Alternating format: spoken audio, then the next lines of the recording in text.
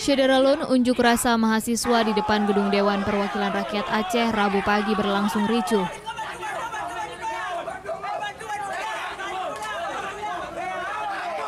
Massa terlibat saling dorong dengan petugas yang mengamankan aksi.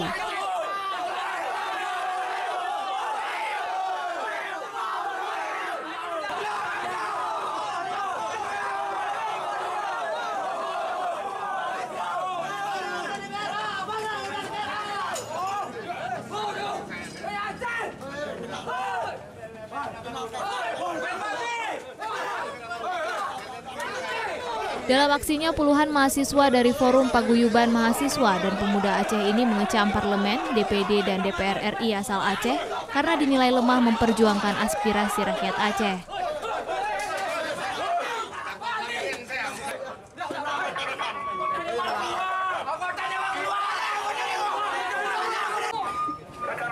Aksi saling dorong antara mahasiswa dan petugas berakhir setelah Amru, salah seorang anggota dewan, menemui mahasiswa. Kemudian tentang kewenangan nanti yang bersifat nasional dan tentang pertanahan.